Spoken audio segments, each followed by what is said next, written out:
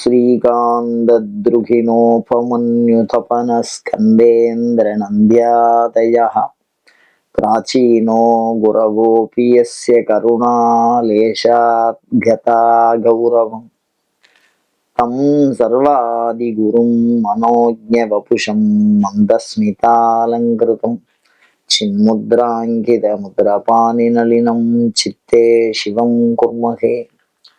நமஸ்ததே நமஸ்ததசஸ்பதியே நமஸ்ஸகீனாம் புரோகானாம் சிற்றுஷே நமோதிவே நம பிருத்திவே நம. சங்கரா தொலைக்காட்சி நேரடி நமஸ்காரம். லலிதா சகஸ்ரநாமம் சிந்தித்துக் கொண்டிருக்கிறோம். 852வது நாமாவளி சர்வோபனிஷதுத்குஷ்டா. சர்வோபனிஷதுத்குஷ்டா சாந்த்யதீத கலாத்மிகா. சர்வ உபனிஷத உத்குஷ்டா. குஷ்டம்னா சத்தம் போடுறது, உறக்க சொல்லுவது. உத்குஷ்டம் உயர்ந்து. சர்வ உபனிஷத் அனைத்து உபனிஷத்துகளும் உறக்க சொல்லுகிற ஒரு கருத்தாக எது இருக்கிறதோ அதுதான் அம்பாள்னு சொல்றா. சரி, உறக்க சொல்றது சரி, சிறப்பா சொல்றது சரி, அம்பாளை பத்தி சொல்றது சரி. இந்த எல்லா உபனிஷத்தும் அப்படின்னு சொன்னா சாதாரண விஷயமா அது? ஒரு சின்ன விஷயம் பாருங்க. வேதம் படிக்கணும். அப்படி படிக்கணும்னு வச்சுங்க, பதம் கத்துக்கணும், அப்புறம் கிரமம், அப்புறம் ஜட, அப்புறம் கணம், அதுக்கப்புறம் சப்தார்த்த பிரயோகம். சப்த அர்த்த பிரயோகம். சப்தார்த்த பிரயோகம் ஒரே சத்தம் மாதிரி இல்லை. இப்ப இதெல்லாம் ஒரு வேதத்தை பத்தி இந்த சொல்லக்கூடிய இந்த வரிசையில பதம், ஜட, கிரமம், கணம், சப்த அர்த்த பிரயோகம் அப்படின்னு சொல்லக்கூடிய இது எல்லாத்தையும் கத்துக்கணும் அப்படின்னா குறைந்தபட்சம் 36 வருஷம் ஆகும். ஞாபகம் வச்சு, 36 வருஷம். அதாவது அவ படிச்சுட்டே இருக்கணும், வேற எந்த வேலையும் செய்யக்கூடாது. காலம்பரை மத்தியானம் சாயந்தரம், காலம்பரை மத்தியானம் சாயந்தரம், அப்படியே படிச்சுட்டே இருந்தா 36 வருஷம் படிச்சா அவ ஒரு வேதம் படிக்கணும். அப்ப 4 வேதத்தை படிக்கிறதுக்கு ஆயுசு. அப்ப எவ்வளவு ஒரு விரைவாற்றல் வேணும். அது படிச்சு புரிஞ்சுக்கணும், பொருள் புரியணும். சப்த அர்த்த பிரயோகம், அந்த சப்தத்துக்கு அர்த்தம் புரிஞ்சுக்கணும். அந்த அர்த்தத்தோட மாத்திரம் இல்லாம அதை எந்த வகையில பயன்படுத்தி தனக்கு பயனடைய தெரியணும். அப்படி இந்த வேதம் 36 வருஷம்னா 4 வேதமும் படிச்சா என்ன ஆச்சு? அதுல 4 வேதத்துக்கும் இறுதி முடிவா, முடிந்த முடிவா சொல்லப்பட்டிருக்கிறது இந்த உபனிஷத்து. அந்த உபனிஷத்துக்கள் இந்த வேதத்துக்கு இந்த உபனிஷத்துன்னு வச்சிருக்கா. அந்த மாதிரி உபனிஷத்து சொல்றதுங்கிறது அதோட சாராம்சத்தை சொல்றது. அந்த சாராம்சத்தை எப்படி சொல்றேன்னா உறக்க சொல்லுகிறது. அப்படின்னா 4 வேதத்திலையும் சொல்லப்படுற உபனிஷத்து, 4 வேதமும் சொல்லப்படுற கருத்து, இது எல்லாத்தையும் சாராம்சமா ஒன்னே ஒன்னதான் சொல்றது அப்படின்னு லலிதா சகஸ்ரநாமம் சொல்றது. சர்வ உபனிஷத் உத்குஷ்டம். 4 வேதத்தினுடைய சாரமும் 4 வேதத்துல உள்ள உபனிஷத்துல இருக்கு. அந்த 4 வேதத்திற்கும் உரிய உபனிஷத்துக்களுடைய சாரமும் அந்த வேத கருத்துக்களும் உபனிஷத்துல சொல்லப்பட்டிருக்கு. அந்த உபனிஷத்துல என்ன சொல்லி இருக்கோ அதை உறக்க சொல்லுவது. அப்படின்னா எதை சொல்றதுன்னா அம்பாளை பத்தி சொல்றது. சர்வோபனிஷத்து உத்குஷ்டான்னா சாதாரண விஷயமும் அது. சாட்சாத் அம்பாள். அம்பாளைதான் எல்லா வேதமும் சொல்றது. வேதாந்தமும் உபனிஷத்துனா வேதாந்தம். வேதாந்தம் சொல்றது அதான். எல்லா வேதத்திலையும் என்ன சொல்லிடுறா? அப்படி அம்பாளை பத்தின்னு சொல்லிடு. அது சரி, அப்படி அம்பாளை பத்தி என்ன சொல்லியிருக்க? அனைத்தையும் தெரிஞ்சுக்கிறது அப்படிங்கிறது. அம்பாளுடைய சங்கல்பத்தை தெரிஞ்சுக்கிறது. நம்மளுடைய சங்கல்பம் என்னன்னு தெரிஞ்சுக்க. நம்மளாம் சுபாவத்துல இருக்கோம். நானார் என் உள்ளம்மார் ஞானங்களார் அப்படின்னு கேட்பான். என்னை பத்தி ஒரு விஷயத்த நான் உங்களுக்கு சொல்லணும்னா எங்க அம்மாவையும் எங்க அப்பாவையும் நான் சேர்த்துக்கிறேன். இல்லை என்னுடைய படிப்பை சேர்த்துக்கிறேன், டாக்டர், இன்ஜினியர் அப்படிங்கிறேன். இல்லைன்னா உறவுக்காரா பேரை சொல்றேன். இப்படி எல்லா உறவையும் விட்டுவிட்டால் நான் யார் என்பதை பற்றி விளக்கமாக சொல்லுகிற ஒரு நூல் வேதமாக இருக்கும். 2வது வேதம்னா அறிவு பொருள், இது ஜட பொருள். இந்த உடம்பு ஜடம், அறிவில்லை. அது உடம்புக்கு அறிவில்லை. ஜடாத்மிகா ஜடசக்தி. இந்த உடம்புக்குள்ள இருக்கிற அறிவு பொருள் தான் ஆத்மா. அந்த ஆன்மாவை பற்றி நாம் அறிந்து கொள்ளுகிற உண்மை எதுவோ அதுதான் அனைத்திலும் சிறந்தது.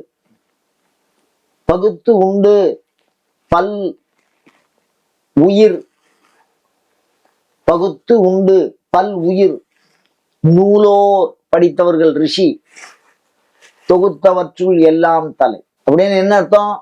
இந்த உடல் வேறு ஜடம், உயிர் வேறு சித்து. இந்த உடல் வேறு உயிர் வேறாக வாழும் பொழுது நாம் உணர்ந்து கொள்ளுகிற மிகப்பெரிய பண்பு அதுதான் உபனிஷத்து விளக்கி சொல்ற விஷயம். அப்படி விளக்கி அதை நாம் புரிந்து கொண்டோமேயானால் வானுரையின் தெய்வத்தில் வைக்கப்படும். அப்ப தெய்வம்ங்கிறது என்ன அப்படின்னா சுதந்திரத்துவம் உடையது, தன்னிச்சையா வாழக்கூடியது, யாரையும் சாராதது. எனக்கு வயிற்ற பசிக்குதே அப்படின்னு சொன்னா நான் ஒரு உணவு கடையை சார்ந்து இருக்க வேண்டியதாக இருக்கிறது. இந்த உடலை நான் வைத்துக் கொண்டிருந்தால் இந்த உடலுக்கு என்னென்ன பிரச்சனை இருக்கு? சுத்தி பாசா மலாஞ்சேஷ்டா அலக்ஷ்மி நாசையாமியம்னு பசி இருக்கு, தாகம் இருக்கு, கவலை இருக்கு, பிணி இருக்கு, மூப்பு இருக்கு, எல்லாம் இந்த உடம்புக்கு இருக்கு. இதை நான் எடுத்துட்டு இருக்கிறதுனால, ஆனா அதை சார்ந்து வாழ வேண்டியதுனால. அதனால தேவதைங்கிறது சுதந்திர வஸ்து, யாரையும் சார்ந்து இருக்க வேண்டும் என்ற பண்பு இல்லாதது, இயல்பாகவே சுதந்திரம் பெற்றது, இயல்பாகவே தன்னிச்சையாக நடக்க வல்லது, யாரையும் சாராதது. அப்படிப்பட்ட பண்புடைய ஒன்றுதான் ஆத்மா. அந்த ஆத்மாவை பத்தி விளக்கமா சொல்றதுதான் வேதம். அந்த வேதத்தினுடைய சாரந்தா உபனிஷத்து. அந்த உபனிஷத்தினுடைய கருத்து எதை சொல்லுகிறது என்று சொன்னால் லலிதாவை சொல்லுகிறது அப்படிங்கிற சர்வோபனிஷத்து புஷ்டா அனைத்தும் விட்டாருங்க. சொல்றது யாரு? சொன்னது அம்பாள், சொல்றது வசின்யாதி வாக்தேவதை. அப்ப என்ன அர்த்தம் அப்படின்னா ஆத்ம விசாரம். இந்த உயிர் எப்ப உடம்புக்குள்ள வந்தது, எப்ப வெளியில போகும், ஏன் இப்படி எல்லாம் கஷ்டப்படுறது, அதான் விஷயம். இந்த உயிர் உடம்புக்கு உள்ளே வந்தது பிறப்பு, இந்த உடலை விட்டு வெளியே செல்வது இறப்பு. இந்த உடலிலே வாழுகிற பொழுது என்னென்ன எல்லாம் செய்ய வேண்டும் அப்படிங்கிற அனுபவம் வாழ்க்கை. இப்ப நமக்கு இதெல்லாம் நாம செஞ்சுதானே இருக்கோம் அப்படின்னு கேட்டா நாம் உடல் சார்ந்து இருக்கிறோம். உபனிஷத்து உயிர் சார்ந்து சொல்லுகிறது. நாம நம்மளை எப்படி நினைச்சுக்கிறோம்னா உடம்புன்னு நினைச்சுக்கிறோம். இந்த உடம்பு, இந்த காயம் என்று நான் என்னை நினைத்து கொண்டிருக்கிறேன். இந்த காயத்தை வைத்துதான் இதற்கு உற்பத்தி பண்ணவன் அப்படின்னு சொல்லி எங்க அப்பாவையும் எங்க அம்மாவையும் காமிக்கிறேன். இதுக்குள்ள இருக்கக்கூடிய அறிவை படைத்தவர்கள் என்னுடைய குருவை காண்பிக்கிறேன். இந்த சமுதாயம் சார்ந்து, இந்த சூழல் சார்ந்து இந்த அறிவு உருவானது. இதெல்லாம் நான் இல்லை, நான் ஆன்மா அப்படிங்கிறது. சத்தியஸ்ய சத்தியம் அப்படின்னு உபநிஷத்துல யதார்த்த சத்தியம் அயதார்த்த சத்தியம்லாம் இருக்கோ. அந்த மாதிரி ஆன்மாவை பற்றிய உண்மை, அந்த ஆன்மாவை பற்றிய உண்மையை விளக்கி சொல்லுகிறது உபனிஷத்து. அந்த ஆன்ம வடிவமாக இருப்பவள் யார் அப்படின்னா சாக்ஷாத் அம்பாள். இந்த ஆன்மாங்கிறது ஆன்ம அறிவு, ஆன்ம ஞானம், உடல் அறிவு, உடல் ஞானம். இப்ப இந்த உடல் நான் அப்படின்னு சொன்னா என்னுடைய உயரம் 5.25 அடி 5.5 அடின்னு சொல்லுவேன். நான் கருப்பா இருக்கேன், நான் ஏதோ தேசத்தை சார்ந்தோன்னு சொல்லுவேன். ஆனா நான் ஆன்மா அப்படின்னு சொன்னேன்னா இந்த உடலுக்குள்ளே வாழ்கிறவன், அனுபவத்தை அடைகிறவன், இந்த உடலினாலே பெறப்பட்ட உணர்வை தன் அனுபவமாக பெறுகிற பண்பு. ஆத்ம ஞானம் சாதாரண வராது. அந்த ஆத்ம ஞான சுரூபம் தான் அம்பாள்னு சொல்றேன். இந்த ஆத்ம ஞானம் வந்துருத்து, ஞான சம்பந்தம். அதெல்லாம் ஞான சம்பந்தர்னு பேரு. அப்பா பேரு சிவபாத ஹிருதயர், இதயத்துல சிவனை வச்சு வணங்கினவரான். அதனால ஞானத்தோடு சம்பந்தப்படுவது எது? ஆத்மாதான். அது சரி, இந்த ஆத்ம ஞானம் வந்தா என்ன ஆகும்னா எல்லா விஷயமும் நமக்கு கட்டுப்படும். அவ்வளவுதான் விஷயம். இந்த சரீர ஞானம் வந்தா எல்லா விஷயத்துக்கும் நாம கட்டுப்படும். எல்லா விஷயமும் நமக்கு கட்டுப்பட்டுனா ஒரு தேவதையினுடைய பண்பு ஒரு மாண்பத்திற்கு வரும். அது உதாரணம் சொல்லணும்னா பகவான் சாதாரண மண்ணை தின்னுட்டு அவ அம்மா யசோதா டேய் வாயை காட்டுறா, மண்ணு திங்காதரா அப்படின்னு ஒரு அறை ஒன்று விட்டா. என்ன தின்னு தொலைச்ச அப்படின்னு கேட்கிறா. அந்த அன்பின் மிகுதி உலகத்தை காமிக்கிறார். அந்த மாதிரி இந்த யாக்கையில இருக்கிற பொழுதே தெய்வீக பண்பை பெற்று விடுகிற சிறப்பு. அடியார்கள் அதை பெற்றிருந்தார்கள். சுந்தரர் ஒண்ணுமே இல்லாத குட்டையில உயிரை வர வைச்சார். செத்து போன எலும்பை வச்சு ஞானசம்பந்தர் குழந்தையை உருவாக்கினார். அமாவாசையை பௌர்ணமி ஆக்கினார் அபிராமிப்பட்டர். அந்த மாதிரி அதிசயமாக செய்ய வல்ல ஆற்றலை நமக்குள்ளே விளைவிக்கக்கூடிய பேர் ஆற்றல் கொண்ட நாமாவளி இது.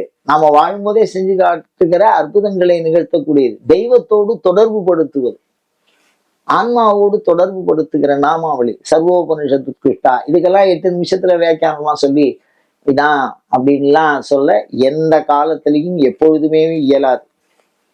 இதெல்லாம் அம்பாள் தான் பதில் சொல்லணும். நாமாவளியினுடைய சிறப்பை நாம குன்ற செய்து விடக்கூடாது. ஒரு விஷயம் என்னன்னா, ஆத்ம ஞானம். அந்த ஆத்ம ஞானத்தை அறிந்து கொள்வதுதான் பிரயோஜனம். நூலோர் தொகுத்தவற்றுள் எல்லாம் தலை. அதை அறிந்து கொள்வதனால் சமஸ்தக்ஷேமம். ஒரே வார்த்தையில் சொல்லணும்னா சமஸ்தக்ஷேமம். அனைத்து விதமான நன்மைகளையும் ஒருங்கே தரக்கூடிய, நல்லன எல்லாவற்றையும் தரக்கூடிய ஒரே நாமாவளி சொல்லி பயன்பெறுவோமாக. அயம் தர்மஹா உத்தரோத்தர அபிவிருத்தி ரஸ்து.